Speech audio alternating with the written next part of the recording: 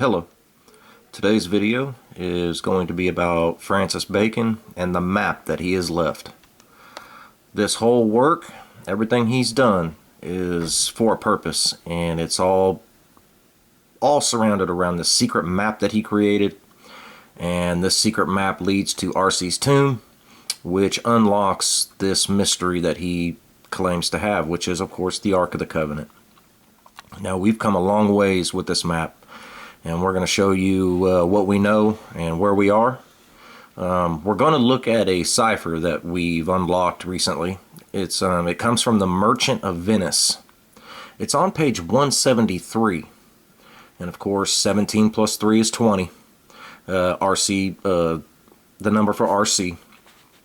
These numbers are basically meaningless because they're not numbered correctly.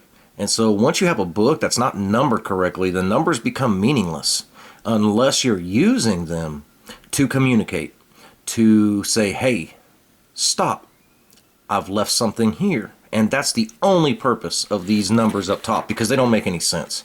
You come back just a few pages. 171, 170, 169, 168, 167, 166, 163, 162, 163. I mean, it's all messed up right from the get-go. And so when you get just a few pages later and you get to 170, 173, what does that matter anyway? The numbers are all jumbled up. And so when you get to 173, this is we're going to read in the sonnets. We're going to read a couple of sonnets today. Published in 1609, of course, written by Bacon. And he's going to explain to us that this is what he wants you to do, to take numbers and to make fresh numbers out of them. And so 173, 17 plus 3 equals 20, which can be RC. And so this page might hold a cipher. And it does. And so this is 173 of the Merchant of Venice. And if you come down, you'll notice you got the TT map. And in the center, one half of me is yours, the other half yours. We have half of him.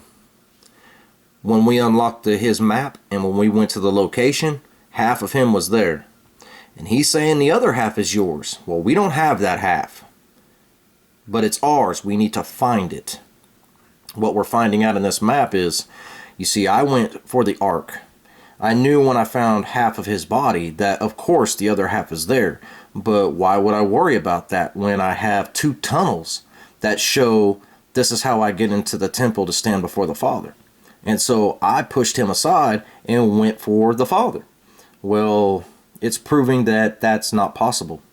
Those tunnels in the map that we're going to look at are not our entrances into the temple. That whole map, its whole design, is to find the upper half of the lower half. You must find the other half of his body in order to find the entrance into the temple that they've built there. That is the only way. And so we're going to read this cipher message. I wish we would have had this a little sooner. I don't know if I would have followed it even then, but now it's making perfect sense. And so, like I said, we know what we're talking about. We're talking about the TT map, the treasure map. And we're going to start at the beginning of the dialogue. Watch this. I pray you tarry. Pause a day or two before you hazard. To tarry is to, hold off on doing something. And so he wants us to stop before we hazard, before we start all that hard work. For in choosing wrong, I lose your company. Therefore, forbear a while. You see, when we got the map, we just went right to town. We started digging, we're looking, we didn't know what we were even looking at, and so we're just going with it. And he's saying you're going to choose wrong if you do that, because it's designed that way. There's something tells me, but it is not love, so it's not the Father telling him this. I would not lose you, and you know yourself. You see, he's saying, I know that even if you do this and you choose wrong and you don't listen to me and you choose wrong in the map, I'm not going to lose you. You know this is real. There's too much evidence to say otherwise. And he says, hate counsels not in such a quality. There's just no doubt about it. There's no hatred in what he's done here. This is not to hurt us. This is not for any other reason but because he cared about us, and he wanted to do the Father's will and to fulfill Scripture. And that ultimately is to our good. He says, but least you should not understand me well. And yet a maiden hath no tongue but thought. Like he's a maiden himself. He's working for the Father. It's not his will, it's the Father's will. And so he's like a maiden. He can't just straight out tell us. It's got to be done this way. I would detain you here for some month or two before you venture for me. I find that interesting about how at the beginning it was a day or two, and now here it's a month or two. And so it gets longer and longer. And so before you venture for me, he's saying it would be better for us if we were to stop and really dissect what we have and get all the information first before we head out to find him. We didn't do that. We're doing it as we go. He says, I could teach you how to choose right, but then I am forsworn. And so I could teach you how to choose right. It was designed for us to it's basically tests. And you have to rise to the just weights. He was the father of the scientific method. So if you want to know if something's true or not, test it out. And that's what we've been doing. We're testing out these tunnels that are in the map. We're testing out these things. We're testing out these ciphers. And that's what he wants us to do. So I could teach you to choose right, but then I am forsworn. So I will never be. So may you miss me. You see, there are things done in this map that have the appearance of something, but you put the work in and ultimately you don't find it. And so you have to do it the correct way. He says, but if you do, you'll make me wish a sin. That's right. It would be a sin to hide this from the world and the world to never to find it. He wants us to find it. That I had been forsworn. Beshrow your eyes, they have o'erlooked and divided me.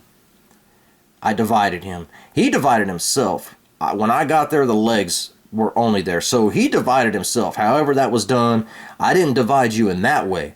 But I did divide him in setting him aside and going for the ark instead of looking at them as a whole. Now I'm understanding that we're going to have to find his upper half in order to get into the ark. And it says, so you have overlooked me and divided me. One half of me is yours, the other half yours. We have one half, and we need that other half. My own, I would say, but of mine, then yours.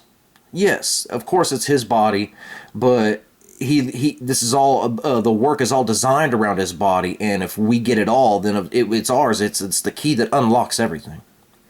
And he says, and so all yours. Oh, these naughty times put bars between the owners and their rights. Puts bars, bars separates you from being able to obtain what's on the other side. You can see it, but you still cannot obtain it. And so though yours, not yours. Prove it so. And that's exactly what we have to do. We're going to have to prove this so. And we're just fine with that. That's exactly what we've been doing, and we are getting very close. And so I'm going to show you just a few things of what we have and what we have figured out. But this is a cipher message in the Book of Venice explaining to you that he's basically saying, I wish you would stop and look at everything first, because you're going to end up choosing wrong. You're going to go out there and you're going to think one thing, and you're going to find out that that's not it. You're going to spend a lot of time working on things because you're not listening to me. He could teach us how to choose right. And then half of me is yours, the other half is yours. Prove it so, the treasure map.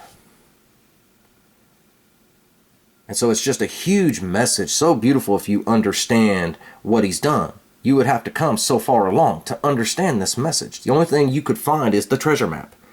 Okay? what then? I mean, it does you no good unless you've actually have the map, you've unlocked the map, you've actually gone to the location, and now you've actually obtained half of his body. Now this is making a whole lot more sense. Half of me is yours, the other half is yours. All this, prove it so. All of this makes total sense now. And so we need to be listening to him. He is going to be the one to give us the directions. And so I want to go, we're going to go to this page. Everybody's familiar with this. It's on page 53. It is the main cipher that unlocks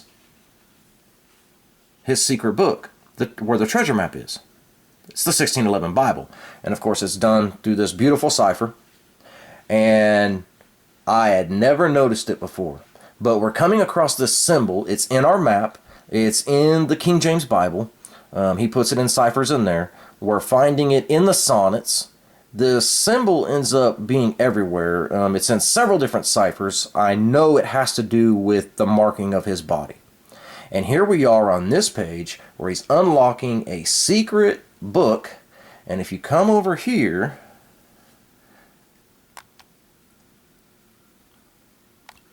you'll notice the word Trojans, that, and then you have a Y with a box on top of it. That Y with a box on top of it, that symbol is in the map. And it is marking, it's on the monument, it's on the Shakespeare monuments. We've looked at those. This symbol, the Y with a T on top, the Y with the S, the Y with the box, all of this is a cipher to unlock where his body is. And he's got one right here. So you have this Y with a box, and then over here under the word Trojans, under that N, you have this dot that should not be there.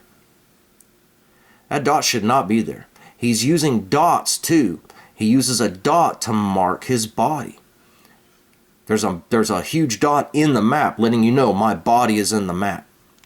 We have that in another cipher where you have the dot on the side of the page and it says, here I promised you I would be, and here I commit my body. And so we know this dot that's in the map, it's telling you my body is in this map. And that's what this whole map is about. It's all about his upper half. And you must unlock that. And that's what we're trying to do here. But I wanted to show you that we actually have that symbol right here in the very cipher that put the map in your hands. So I just found that to be really interesting. We're going to see this symbol again. That one. Yep, we're going to see that again here in just a minute. Here we are in the Merry Wives of Windsor. This is page 47. And you have this triangle. Starts at the N, the O, down to the B, the A, to the C, back up to the N, and then the name John Speed running through the lines. So you have bacon in a triangle, bacon in a triangle with the name John Speed running through it. And then off to the side over here you have map in a triangle, and off to the side the word shallow and body. That's what all these ciphers are wanting you to see. That's what it's all about. He gave us half. We need the other half. Here's another one. This is page 24 of the Two Gentlemen of Verona. Let's bring it over here into the light. Come over here. You got MAP in a line, and then directly under it the word my map. And then down at the bottom you got the TT, so the treasure map. And then the letters H and O are left over, which equal 22 in simple cipher, which of course is representative of Bacon, his birthday. O left unseen, inscrutable, invisible, as a nose on a man's face. Of course, it's right there. You know, you can see it, but you can't see it. When you look at your nose, you get an outline of it, but you can't really see it. And that's exactly how these ciphers are. And this map is hid. And you come down here, it's a huge cipher.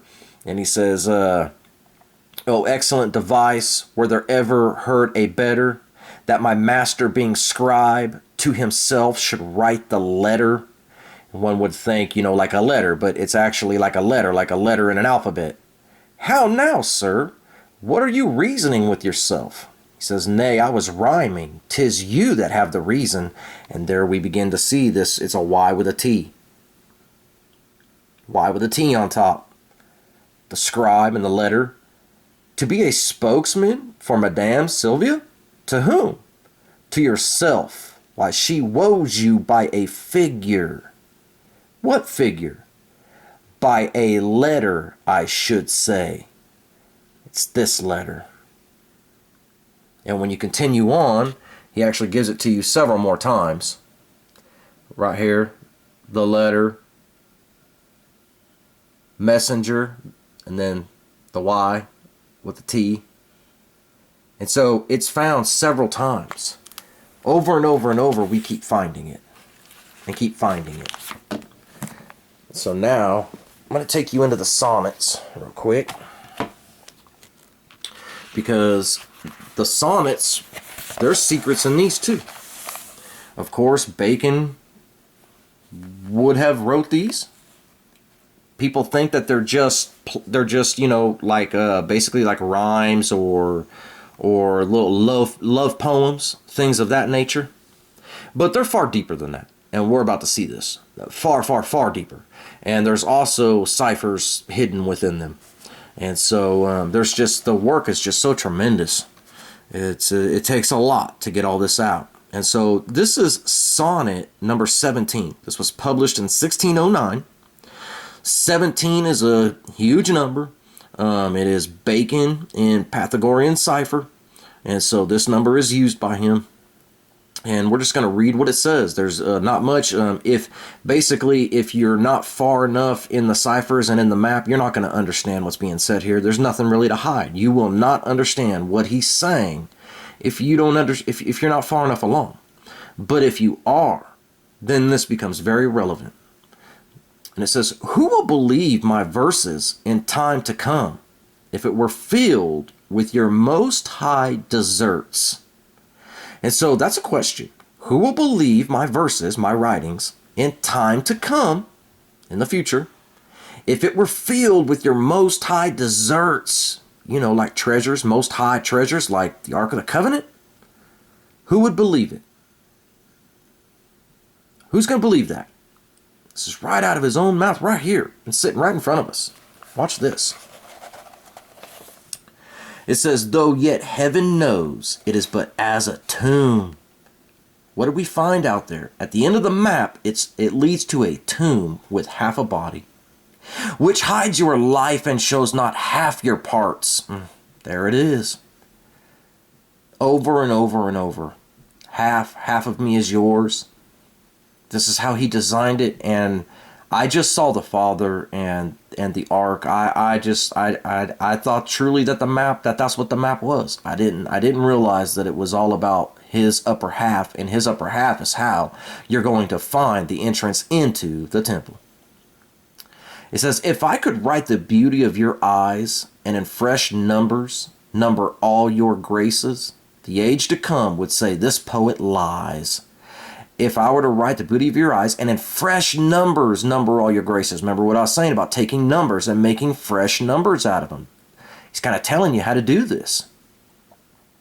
The age to come would say this poet lies. Nobody's going to believe that he's really William Shakespeare. Nobody's going to believe that he put hidden ciphers in the book, and nobody's certainly going to believe that he had the Ark of the Covenant.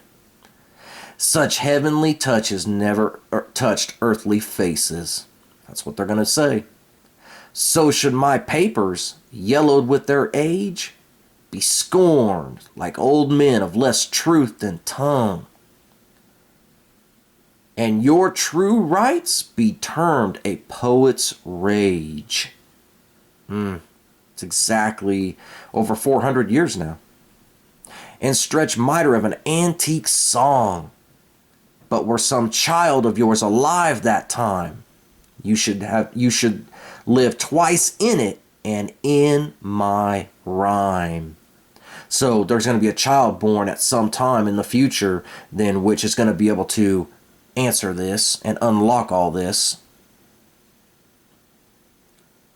It's really a deep message if you're far enough along and you understand what he means. Heaven knows it is but as a tomb, which shows not half your parts. And then you come down here, we're also going to see there's 3 dots. There's 100, I forget exactly how many sonnets there are, but there are 3 dots, one on Sonnet 9, one on 18, and one on 122. And 122, of course, is interesting because January 22nd, so it's Bacon's birthday. We would expect that. But we come down to number 19, and it's very interesting because right off the bat, over here off the side, you got at map. And so, again, using capital letter cipher, very simple way to leave a message. And then if they have understanding and they're so far along, they'll be able to put together what they need. And it says, devouring time, blunt thou the lion's paws, and make the earth devour her own sweet broad. Pluck the knee teeth from the fierce tiger's, and it has yaws. It should be claws. Blunt thou the lion's paws from the fierce tiger's claws. I don't even know what yaws is. Maybe if you had an N there, that might make some sort of sense. But without the N there, that just doesn't make any sense. So it must be an error. But as we know, he don't make mistakes like that. That's done on purpose. Why? Well, the T in the tiger, the T and the Y, that is your clue. That is what you're looking for when you get at the map. You're looking for this T with a Y on top of it. And we have that in our map. We're going to go and look at the Sonnet 122 real quick. I find that very interesting. There's a lot here. So this is Sonnet 122, and you see that dot again. None of the other sonnets have the dots, just these. And so it's very interesting. And then, of course, another thing that he's done is you got the TT, the treasure. TT, that should be just the H and the Y. If you look at another one, T, and then it doesn't give you another T, it's IS. But this one, he gives you the extra T to let you know it's the treasure. It's not done on accident. If you understand. Thy guest, thy tables are within my brain. The tables of stone. The Ark of the Covenant. And it goes into a different cipher. I'm not going to get into that one. But the sonnets are being used over and over and over and over and over. If you pour through them, you're going to see that it's the very beginning of the work. Before, of course, these come out way before the folio does, and so it all starts with this one right here, the TT map, the treasure map in Henry IV. We've unlocked this one. It's huge. Amundsen unlocked it, and then we finished it. It really is just a huge cipher. And so you start to put all these together and you realize what we have to do out here. And so now I'm going to break out the map. Come over here. This is the map that he has left. When he talks about the treasure map, when you see the TT map, the treasure map, this is what he's talking about. It's left in his secret book. And it is an aerial view map of this dot over here next to Asher, which says Miera, which is cave in Hebrew. It wasn't translated. There's a cave at that dot. And when you get there, yes, and it looks exactly like this. It's identical. And then, of course, so we have the word cave up top. Okay? C-A-V-E. But there's other things going on with this map. For instance, watch this. If we were to spin this map around,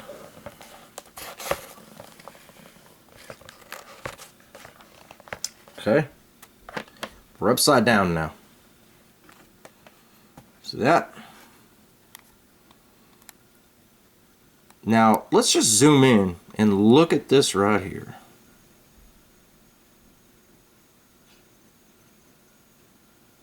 What does that say? You see it?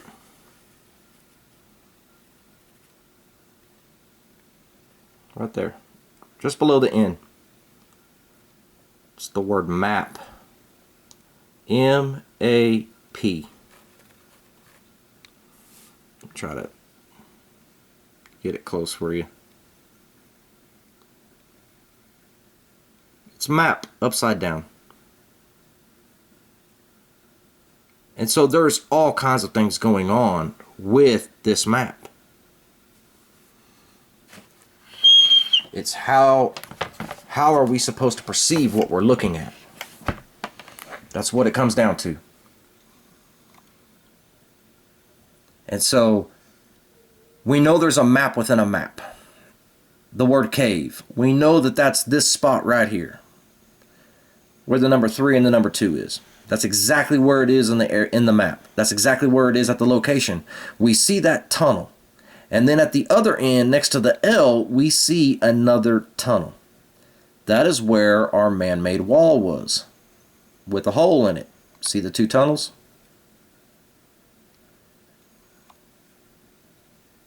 There's a tunnel here on this corner, and there's a tunnel here on this corner.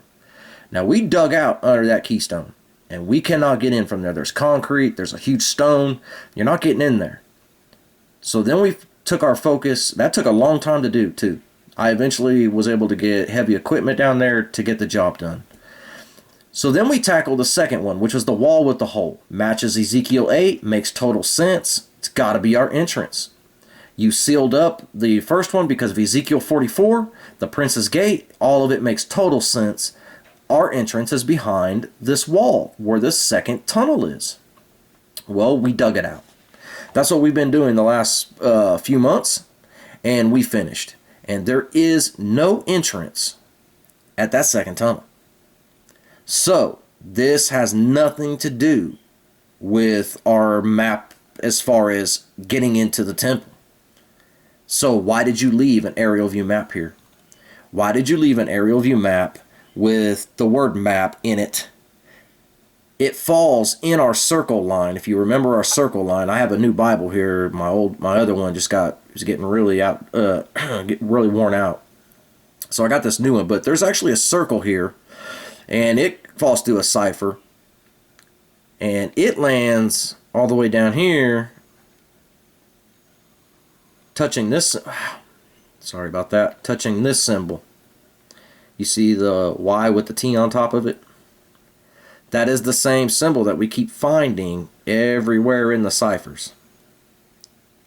Everywhere in the ciphers. And we believe that is where his body is. And we're going to dig that out. It got really cold. We started to, but it got cold. It snowed. And so we're probably stuck through the winter. We're going to be accumulating as many ciphers as we can. We're going to try to unlock as much as we can. But this summer, this is what we're hitting. We now know that this is not entrances. And so we do not have to waste our time on this anymore. So we have to figure out if this map does not show you how to get in, then why did you leave it?